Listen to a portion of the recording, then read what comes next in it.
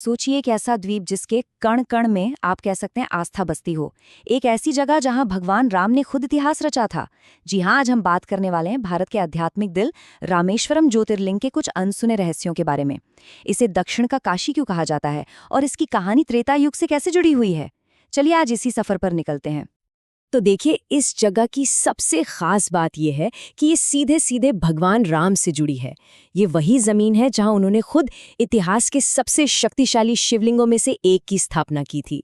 तो ये सिर्फ पत्थर या प्रार्थना की जगह नहीं है, ये तो भक्ति और इतिहास का आप कह सकते हैं एक जीता जागता महाकाव्य है।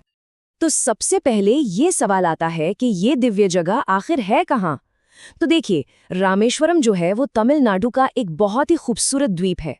ये भारत और श्रीलंका के बीच जो पौराणिक राम सेतु है ना, ठीक उसके पास बसा है।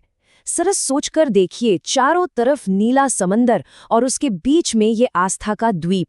सच में ये एक ऐसा एहसास है जो सीधे दिल को छू जाता है। चलिए अब सीधे चलते हैं इसकी पौराणिक कथा पर। रामेश्वरम का जो इतिहास है ना, वो सीधा त्रेता युग से जुड़ता है। कहानी उस वक्त की है जब भगवान राम लंका पर जीत हासिल करके वापस लौट रहे थे और बस यहीं से इस अनोखे ज्योतिर्लिंग की कहानी शुरू होती है।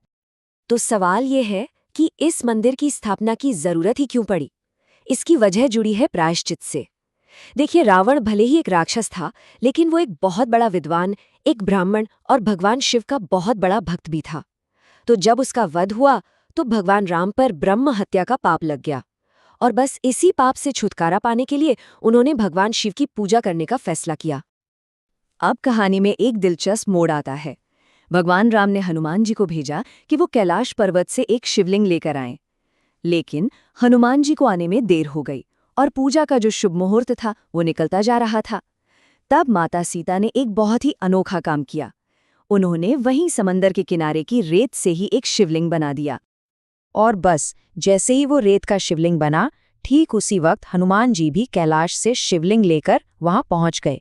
अब जाहिर है, जब उन्होंने देखा कि पूजा तो पहले से ही शुरू हो चुकी है, तो उन्हें थोड़ी निराशा हुई। लेकिन भगवान राम ने हनुमान जी की भक्ति का पूरा सम्मान किया।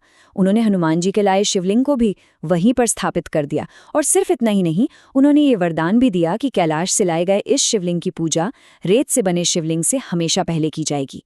और यही वजह है कि आज भी मंदिर में दो शिवलिंग हैं।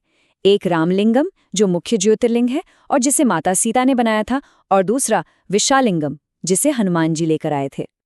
अच्छा, कथा के बाद अब बात करते हैं यहाँ के पवित्र अनुष्ठानों की। जो भी श्रद्धालु यहाँ आते हैं वे किन रिवाजों का पालन करते हैं। तो देखिए, इस यात्रा की शुरुआत होती है समंदर में एक पवित्र स्नान से। समुद्र के इस पवित्र किनारे को अग्नि तीर्थम कहते हैं और मान्यता ये है कि यहाँ डुबकी लगाने से लोगों के सारे पाप धुल जाते हैं और मन को एक अलग ही तरह की शांति मिलती है।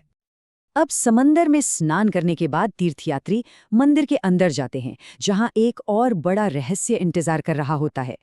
और ये रहस्य छिपा है एक नंबर में, 22। जी हाँ, मंदिर के अंदर पूरे 22 पवित्र कुएं हैं जिन्हें तीर्थम कहते हैं। और मजे की बात यह है कि हर कुएं की अपनी एक अलग कहानी है। लेकिन असली चमत्कार तो कुछ और ही है। इन 22 कुओं में से हर एक के पानी का स्वाद, उसका तापमान और उसके गुण सब एक दूसरे से बिल्कुल अलग है। ये एक ऐसा दिव्य रहस्य है जिसे आज तक विज्ञान भी नहीं समझ पाया है और भक्तों के लिए तो ये आस्था का सबसे बड़ा सबूत है। मतलब किसी कुएं का पानी एकदम मीठा है तो किसी का खारा, कोई बिल्कुल ठंडा है तो कोई हल्का गुनगुना। और ऐसा माना जाता है कि इन सभी 22 तीर्थमों के पानी से स्नान करने पर शरीर और आत्मा दोनों पूरी तरह से शुद्ध हो जाते हैं। चलिए अब इन अनुष्ठानों से आगे बढ़ते हैं और बात करते हैं मंदिर की भव्यता की।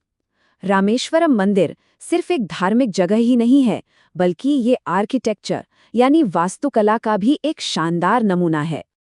ये पूरा मंदिर द्रविडियन स्टाइल में बना हुआ है। इसके बड़े बड़े आंगन और पत्थरों पर जो बारीक नक्काशी की गई है ना, वो तो बस देखते ही बनती है, किसी को भी हैरान कर सकती है। और मंदिर के अंदर 1000 से भी ज्यादा नक्काशीदार खंबे हैं। सोचिए, 1000 से भी ज्यादा। ये नंबर ही अपने आप में चौंकाने वाला है। लेकिन इन खंभों की असली खूबसूरती कुछ और ही है। ये जो 1000 से ज्यादा खंबे हैं ना, ये सब मिलकर बनाते हैं दुनिया का सबसे लंबा मंदिर कॉरिडोर। जब आप इस गलियारे से गुजरते हैं तो ऐसा लगता है जैसे किसी आर्ट गैलरी में चल रहे हों, जहां हर खंबे पर दक्षिण भारत की शानदार शिल्पकला जिंदा हो उठती है।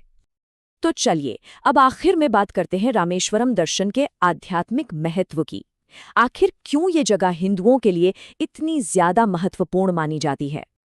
एक बहुत ही मशहूर मान्यता है जिसके बारे में शायद कई लोगों ने सुना होगा। कहते हैं कि काशी की तीर्थयात्रा तब तक अधूरी है जब तक रामेश्वरम में शिवलिंग पर गंगा जल न चढ़ाया जाए। ये बात काशी और रामेश्वरम के बीच के गहरे आध्यात्मिक रिश्ते को दिखाती है। तो मतलब ये हुआ कि यहाँ दर्शन करने से भगवान शिव और भगवान राम दोनों का आशीर्वाद एक साथ मिल जाता है। और हाँ, ये हिंदुओं के 4 धामों में से भी एक है। और ऐसा भी माना जाता है कि यहाँ पूजा करने से जन्मों जन्मों के पाप खत्म हो जाते हैं। तो कुल मिला के रामेश्वरम सिर्फ एक मंदिर नहीं है, ये आस्था, इतिहास और कला का एक जीता जागता संगम है।